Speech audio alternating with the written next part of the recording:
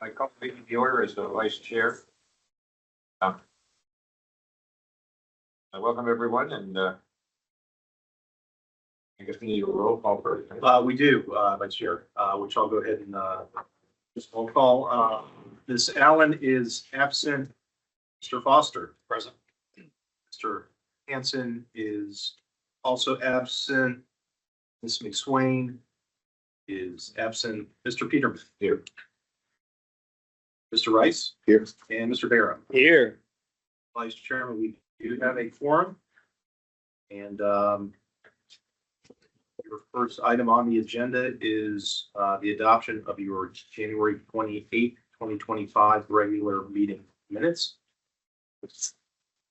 So what, I think everyone has a copy of the minutes, and I wasn't here at the last meeting, so get a motion to accept the minutes as written. So moved. Okay, second, Second. all in favor? Mr. Barham, Yes. Mr. Foster, Yes. Mr. Rice, Yes. and Mr. Peterman. I abstain. I mean, you can abstain if you want, but, I did watch it on television. yeah, you can vote. Okay, yes. Thank you, Mr. Miller. And chair by vote of 4-0, the minutes are adopted as presented.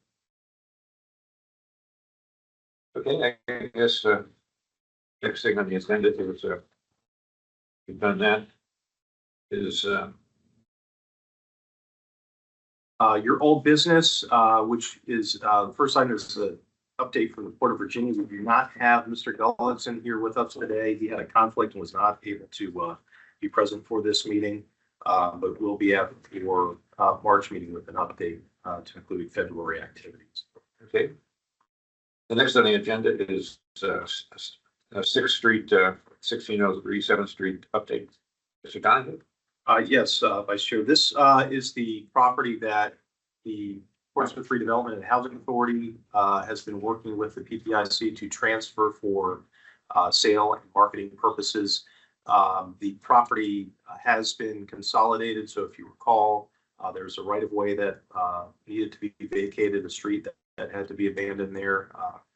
And the two properties adjacent to that have been consolidated. That subdivision plat document has been recorded, so it is now one piece of property, just over 2 acres.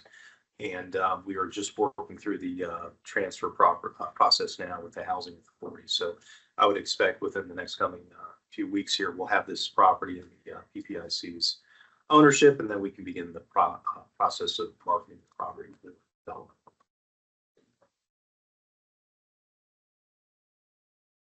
Is there any further discussions on the 6th Street property? I guess the next one is for Angela, not here. We do have, good morning.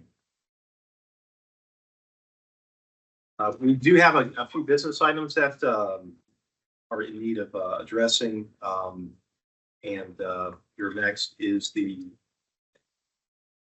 FY26 PPIC Budget Committee.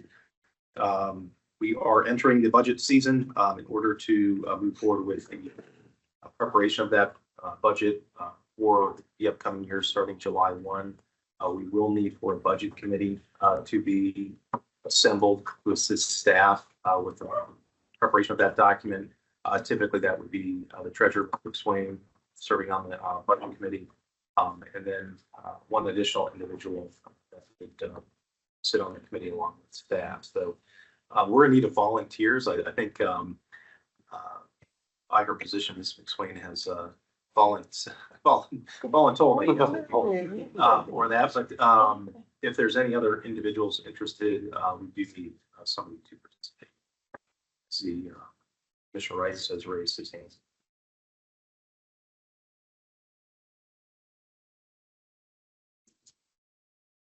Did I hear that you did volunteer? Yes.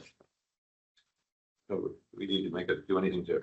I think just a consensus that the committee has been formed, and Treasurer McSwain and Commissioner Rice will be the two budget committee representatives. Perfect. So Our next steps will be to convene a meeting, just kind of a kickoff meeting to begin the process.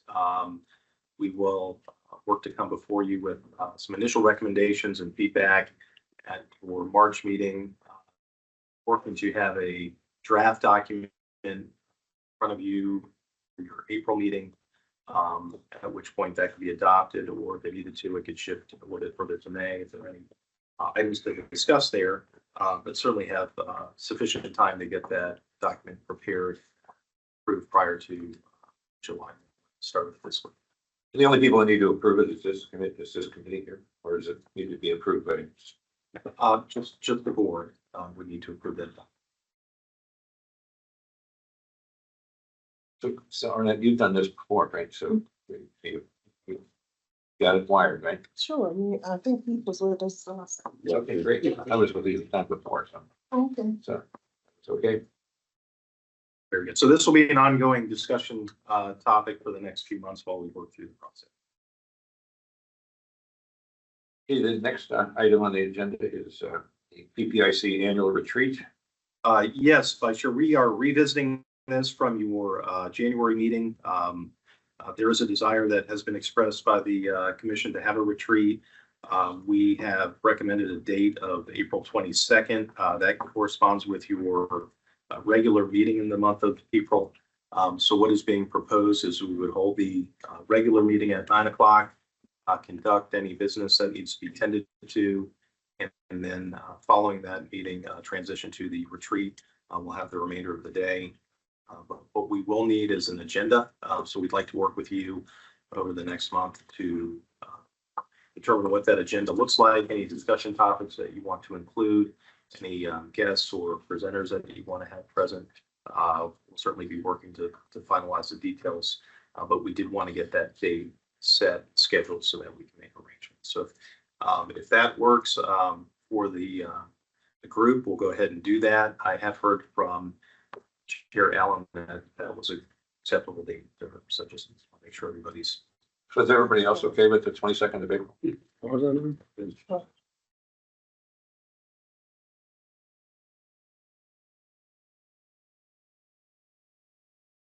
Yeah, we had one of those before.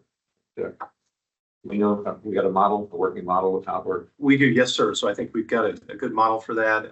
Really, I think the important part is having a good working agenda that we have, really some good discussion topics. And we'll work with you to provide some recommendations for that. But if there are any subjects that the board wants to include, we'll just need you to provide staff on this so we can make sure it's accommodated. And we do that right here in this room. We'll do that here. I think it's probably the most convenient thing, especially since we'll be transitioning from the regular meeting to the retreat. We'll just stay in this place here where we're at, and we'll take care of providing lunch for the day and make sure that you're taken care of. I guess the other thing would be we invite guest speakers to it as well.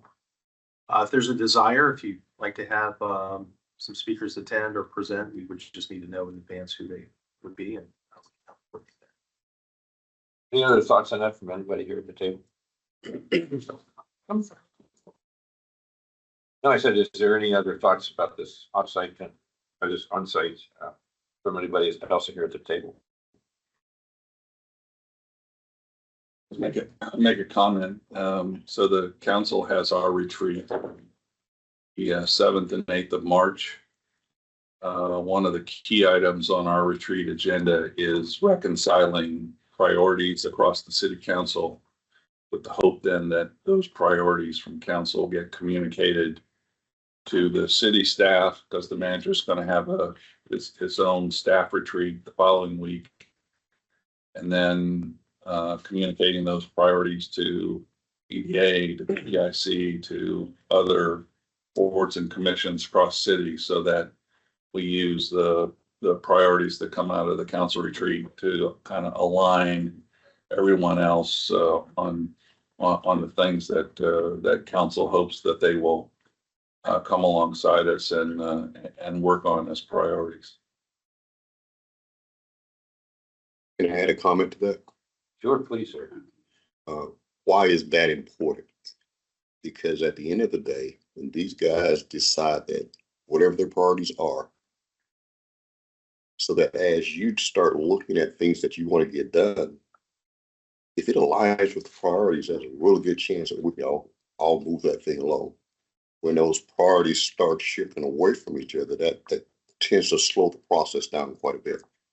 But if you know where the priorities lie from the people that's going to actually control most of the money, when you start aligning your priorities with those things, and you see a whole lot of things start to happen for you. And my Pentagon training tells me money's the key. So our priorities are gonna necessarily prioritize where we place our bets in the upcoming city budget. And so if you all work on the same priorities that we're working on, there's a chance that the resources are going to be in place to get stuff done. But if you go after item number 27 on a list of 25, then there's about 100% chance that there aren't going to be resources to do what you're trying to do. And ultimately, good ideas with no resources are just good ideas. Well, in the past, as a long-term 22-year member of Portsmouth, this used to get a questionnaire that they used to be online and, what are your priorities for the city? And, and I guess you probably do that again sometime soon, but is there anything that we should do soliciting outside opinions about what we ought to be doing? I mean, is there a way to do that? I guess my caution to you is soliciting a lot of outside opinions are probably going to get you items number 27, 28, and 29 on a list of 25. So working this, so working this way, hopefully communicating through your organizations from council will at least afford you the opportunity to kind of focus where you want to get input, again, and aligning to the priority, because if you get good ideas and they're misaligned, then you could end up going down rabbit holes. Yeah, I just, my experience with retreats is, our preparation is the key to success. Mhm. And, since you're having yours on the 7th and 8th of March, and ours is going to be the 22nd of April, just, there's not a whole lot of time to assimilate what your priorities might be to ours. So, is there anybody got any thoughts? How do we? I tend to agree that we would truly benefit to see what city council comes up with as their list of priorities. And then we take that as this commission and sort of lock down on what can we take out of those priorities and make them our priorities. So, if a month is enough time, that's fine. If we need to push it back, maybe we need to push it back. Just my suggestion. Yeah, I'm thinking the same thing. I mean, do we need a committee to kind of look at this, the city council's priorities and make sure that they're integrated into our retreat agenda? I mean, I guess just trying to figure how you take those 3 weeks and get an agenda that's aligned to the same priority. If there's a concern with not being prepared for the April 22nd date, we can certainly look at a later date. Your next meeting would be May 27th.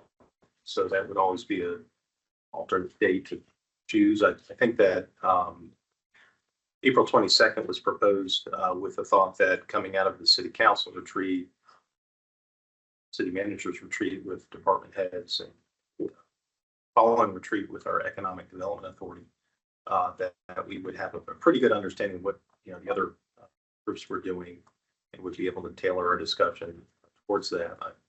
I feel as though that's sufficient time, but if you'd like to have a committee to work on your agenda and the topics of discussion, you feel like you need more time, and we can certainly do that. There's no urgent pressing need, other than your budget is currently going to be under development very soon. So you want to make sure that your retreat and your priorities align with the budget. But I think we do have some time to accommodate that. If there's any need for amendments of the budget based on the priorities identified. I think an email is sufficient if you have anything that needs to be added, we just send an email out and we can change the date or to the committee based on what city council is gonna come up Mhm. with. You, if you're there or listening, if you have, concerns, we just send it to, the secretary. And, get it on the budget, the agenda. We'll be briefing you following the city council retreat at the March meeting. So that will come after the council's retreat. So you'll have an idea of what those priorities and discussion topics were, so we can share that, talk about that at the meeting. So I think we've got time. Yeah, I think that'll be fine. That'll give us a month to, Yes. to finalize what we need to be doing. So I'm good with that. Okay. So I guess, Can I make a suggestion to you guys? sure. My experience with boards like this is, you're trying to come up with an agenda and what your priorities are. If I hand you a blank sheet of paper and say, hey, guys, we need an agenda and your priorities, it's gonna take you forever to get it done. Somebody needs to come up with an agenda and some priorities. And everybody, that's when you can kind of go and you can adjust those things. And it take you a whole lot less time to adjust with somebody, even if it's a bad idea. You know, I don't like that, I like this. You know what I mean? But normally, if I just hand you a blank piece of paper, you're probably not gonna get anything done. Agreed. So maybe at our March meeting, we ought to have, that ought to be one of the agenda items. Noted, we're gonna make sure it's on the agenda for that meeting to discuss. And at least try to not necessarily finalize, but have some parameters for the discussion.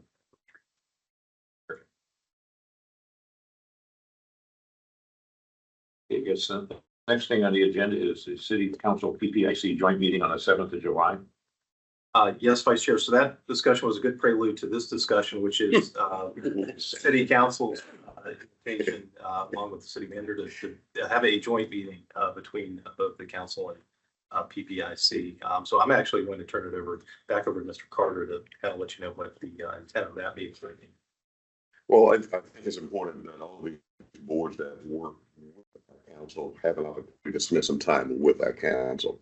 And that's an opportunity. We're doing this not just with this board, but other boards also, so that you have an actual chance to have a dialogue with that full board, and that full board have a chance to dialogue with you guys. I think it's going to be really important as we try to find some synergy and move these projects along based on the priorities that we have set. By that time, we will have all set the priority. We've all had our retreats. We're hitting the ground running. Now, what that meeting will be all about is how do we make those things come to fruition? Because I'm really about trying to do some things. I'm not interested in talking about it if you're not really ready to do it. Okay, so when you want to talk to me about things, talk to me about things that you want to do. Right. So when you want to do something, I'm in all the way. But if you just want to talk about it, I'll see you when you're ready to do it. Okay. But that mean will be the thing that kind of solidifies how those groups are going to work together. And that'll be at a Monday evening work session. So our Monday evening work sessions start at 5:30. We added those work sessions because we know we got a lot to get done. And we want to get the collaboration going between council and the boards and commissions. And so this is kind of fostering that collaboration. The EDA actually has their session with us the work session a month earlier. So we'll be working our way through the various boards and commissions. And so this will be an important conversation with PPIC. Council is committed to each other that we're going to do a better job of providing liaison reports on what's going on in the boards and commissions. And so if you've been watching council meetings since the beginning of the year, there's more time being spent to try to update the council and the public on what's happening in the various boards and commissions. But I'll tell you, when we touch on the highlights of what's happening in these boards and commissions, in those liaison reports, there's a whole lot of detail that you all are working on that doesn't get communicated either to me and my colleagues from those folks who are the liaisons. And so this is, again, opportunity to spend some time drilling into some of the detail, particularly as we try to align our priorities. It's also important too that when we try to work together, it's important that we know each other, not just know of each other. Yeah. So when you see me on the street, you can walk, "Hey, Steve, how you doing?" We shake hands. Because we know each other. You know, instead we pass each other. We're supposed to be working with each other, but we pass each other because we don't even recognize each other. It's important that we have some kind of relationship with each other also.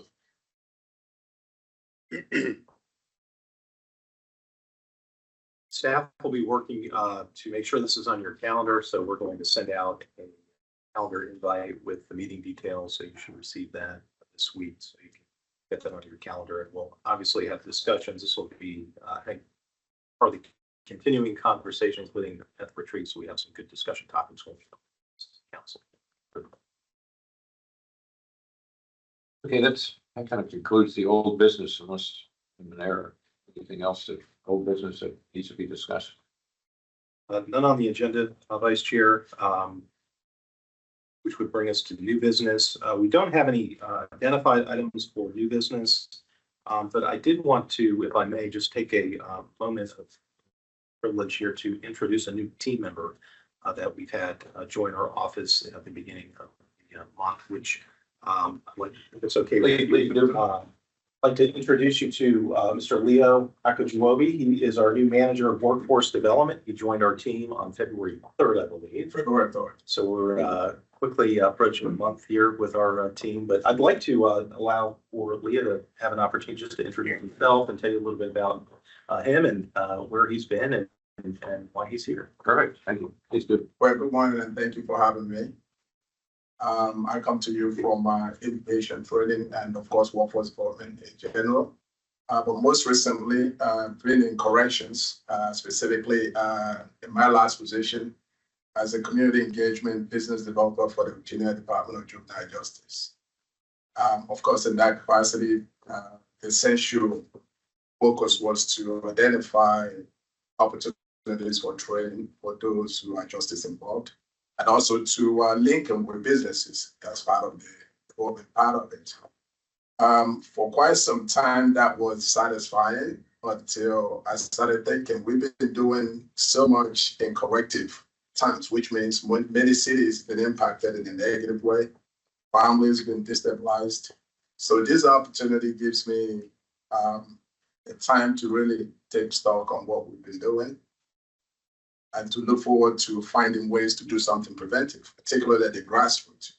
And I think in this position, working with a wonderful team under the leadership of our director here, to see how can we then find those community service providers, how can we find businesses, but there's no better way to do that than to have capable human capital. So I do see my role in it as working with the team to make sure that we find programs that we can train the residents of Portsmouth in and be able to link them with the businesses. So these communities and councils and the boards give us the great opportunity to reach those businesses and to press upon them the fact that if you come to the city of Portsmouth, you come in and you will be meeting people who are capable, who are competent to serve in the roles that could make you come here or stay here. So that's how I see my role, and I look forward to working with you as we move forward and doing something great for the city. Also, You live here in Portsmouth? I was hoping that question. I live nearby Suffolk. I live in Suffolk, but my wife actually works here. She's a department here with the school system and social work. So I would have been in the Portsmouth Way Matters, which is the training part of it, making sure that our youth are actually empowered with the tools. And those who are dislocated workers, as you can see, there are a lot of them in the Hampton Roads area. I do believe that we have a role in making sure that we equip them with the tools to either re-engage in the fields that they were previously in, or to seek new fields where they are fully empowered with the tools to seek, secure, sustain, and be successful in any occupation they seek to be part of. That's why I'm here. So I do believe I'm in good hands with every person you see here. Thank you for having me again. Thank you. I don't have anything yet. We're still working on it. I don't have, of course, if you call here, Portsmouth of work, I'm always here. And, I need to talk to you. I can take your information and There then you go. call you. I'll do that for anyone who wants to reach out to me. Miss Amy threatened me when she found out she was working for Portsmouth. My former director spoke highly of you, Amy. Yes, so she did say you stole that. I said, no, we can still continue to work together. I told her the same thing. We're excited to have Leo on board. He's been just this short amount of time a really great addition to the team. He's really going to be working to not just take Portsmouth at Work, our workforce development program to another level, but he's really going to be working across the board with the entire team as it relates to business recruitment and attraction to retaining our existing businesses and supporting with that pipeline of talent that's really critical to all of those factors that are part of economic development. So really excited to have Leo on board. I'm also excited to share that we will have an assistant director joining our team as of next week. So next Monday, Mr. Charlie Bauman will be joining Portsmouth Economic Development as the new assistant director. He's going to be coming from most recently the city of Virginia Beach. So see another new face in the room at your March meeting. So we're almost fully staffed. So I'm really happy to report that. Thank you to our city manager and our other resources divisions that have helped us get there. It's taken some time, but we built the right team, I think, for Portsmouth. Mhm.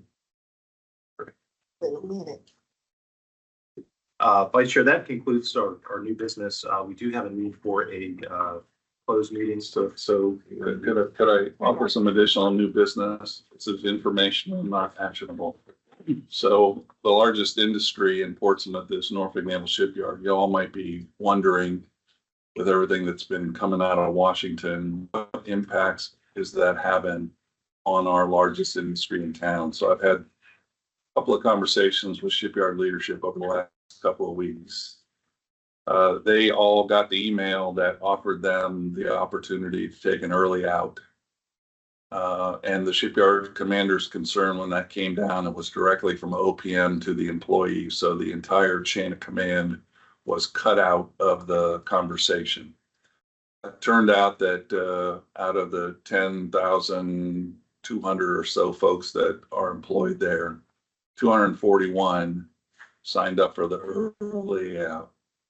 I asked, were those mostly old people that were rolling into that retirement window anyway? And the answer was, well, there were more old people than young people, but they even had new apprentices that signed up for the early out. And basically, end of this month, they're going to be off the rolls, but continuing to receive their full government pay until the end of the government fiscal year on the 30th September. So fortunately, he was mightily worried because, they had no idea, was it 2,200 or 2,000 that were signing up, and so they're going to be able to mitigate the numbers of folks that they lost.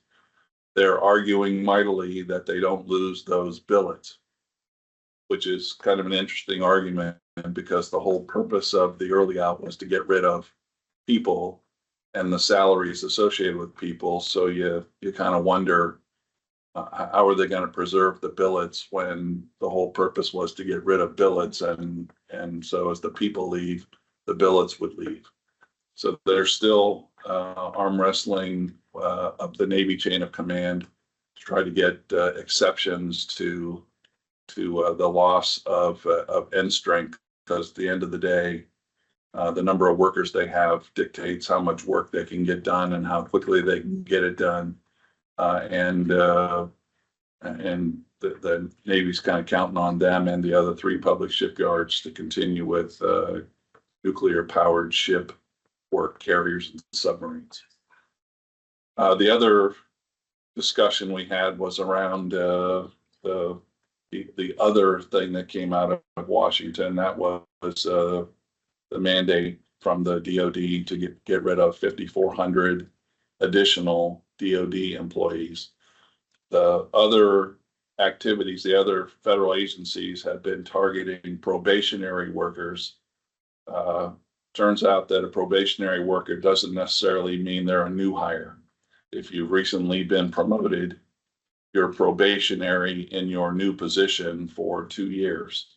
And so they're still trying to figure out what the probationary numbers are that are going to be impacting them.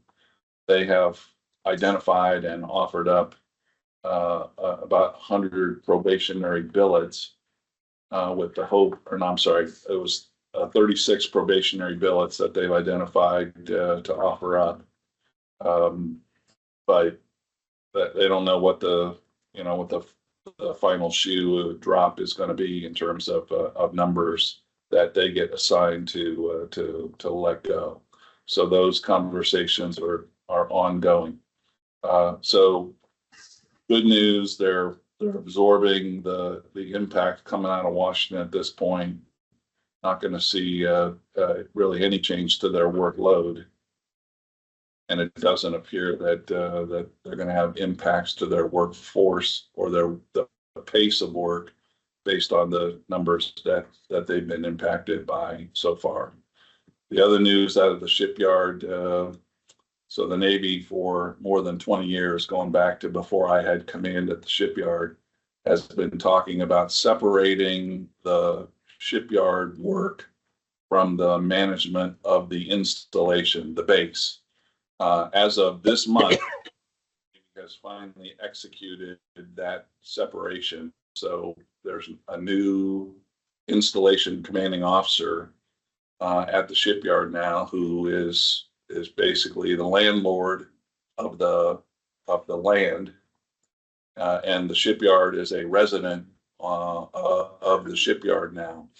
So going forward, we'll all have, and the Navy will have, 2 commanding officers to engage as it relates to the shipyard. The landlord commanding officer, that's the kind of the facility guy, and the shipyard commander, who will continue to be the guy responsible for inducting and delivering ships on time. So there's news from our favorite shipyard. Very good. That's great. Is the guy that owns the land, is he going to be an engineering duty officer or? No, it's, in fact, it's Captain Greg Benton, the facility guy that we have had the conversations with about Southgate Annex. So Captain Benton has been designated as the installation commander. Greg is set to retire this summer.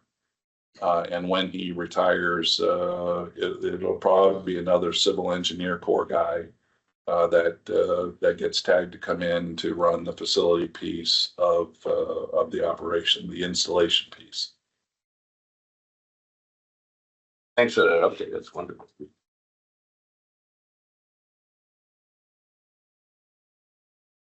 Thank you, Vice Chair, and thank you as well, Councilman Eagle. Chair, we are in need of a closed meeting. There is a resolution that has been prepared. We do need for that. For the motion.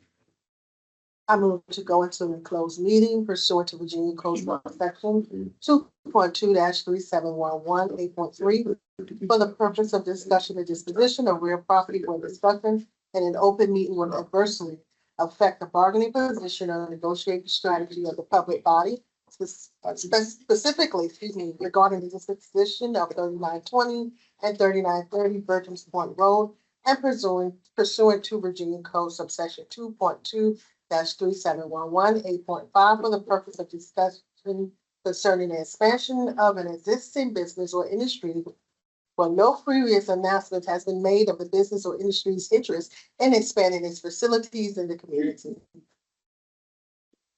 I'll second. Roll, Mr. Barham, Yes. Foster, Yes. Swain, Yes. Mr. Rice, Yes. and Ms. Peter. Yes. Vice Chair, the item is approved by a vote of 5-0. We are now a closed meeting. I hereby move that each commissioner certify that, to the best of his or her knowledge, only public business matters lawfully exempted from open meeting requirements under the Virginia Freedom of Information Act, and only such public business matters as were identified in the motion by which the closed meeting was convened, were heard, discussed, or considered in the closed meeting just concluded. Second. Second. Thank you, Mr. Barham. Discussion on the item. Hearing none. Mr. Barham. Yes. Mr. Foster. Yes. Ms. McSwain. Yes. Mr. Rice. Yes. And Mr. Peterman. Yes. We're now in an open meeting. Are there any items to be submitted by the commissioners?